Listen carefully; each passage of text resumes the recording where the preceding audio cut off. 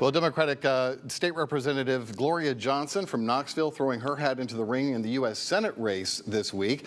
Normally, Memphians can't name their own state representative, but Gloria Johnson has made a name for herself this past year as one of the Tennessee Three, and she thinks she has an opportunity here, a lane, to take on Marsha Blackburn. And here's how we see it, Otis. You and I kind of talked about it earlier, and this is how it kind of breaks down, and we'll get you guys' reaction. First things first, factors now that would support her thinking she might have a chance here. Guns, by a Vanderbilt poll, now number 3 issue among voters behind education and economy. Until last April, guns were way at the bottom. There's 72% support in Tennessee, including Republicans and Democrats, for more gun safety laws. 62% want assault weapons banned, and 65% say abortion should be legal in cases of rape and incest. Now, the factors not in Johnson's favor, which are fairly obvious, I suppose. Tennessee, of course, is a deep red state, except for the blue counties of Shelby and Davidson. Senator Al Gore is the last Democrat-elected U.S. senator, and you have to go back to 1990 for that. And Governor Phil Bredesen, the last Democrat elected to statewide office, and for that you have to go back to 2006. So it's been a while, Otis. And I also want to show, if we can, to me what's telling is that normally if you weren't threatened, you would not respond to a candidate that you weren't necessarily worried about. Marsha Blackburn had quite a response. Let's listen to that. Folks, it's Marsha Blackburn. I officially have an opponent.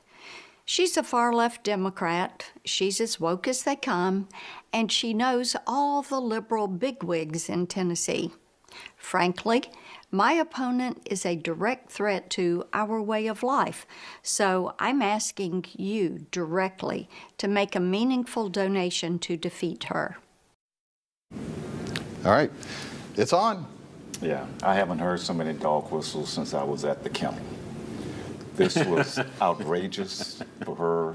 That's all she's got to say, is she's woke, she's a socialist, she's liberal, she knows all the liberal bigwigs. I guess she knows you then, Ken. You're Absolutely. a liberal bigwig.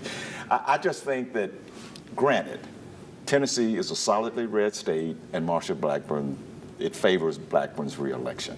But you just outlined some of the issues that Blackburn is going to have some trouble talking about if she decides to talk about them in a debate setting. And she's going to have to defend a record that is not all that great.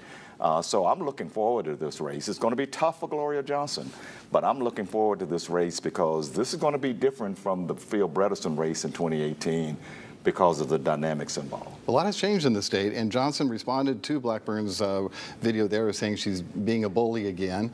I just wonder what your thoughts as a Republican here on the table, Mark, about just her tactic.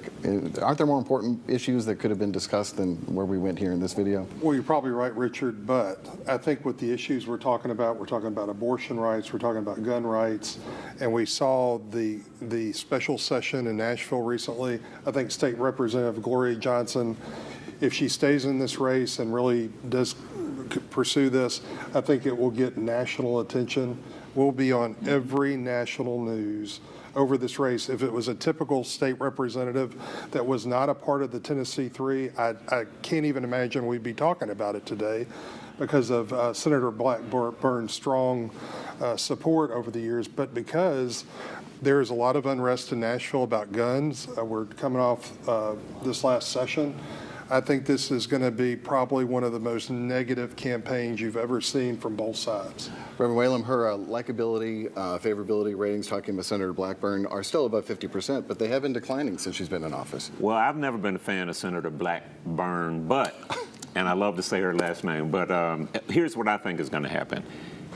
I think that, and I think Mark is right, I think Marsha Blackburn is concerned, or as you said, she wouldn't have responded. I think this is an opportunity for the Tennessee Three and the support of both Justins to galvanize the support of young, white, moderate Republicans statewide, like they did in Nashville, man. As Mark referred to, man, that made national news. And if they can galvanize that kind of groundswell, I think Marsha Blackburn is in trouble. Well, that is Gloria's only path, is independents and moderate Republicans. Can she win them over? We'll see. We got to talk about the Mississippi State governor's race, because that's gotten pretty nasty and ugly. And that election's coming up in November, right after this.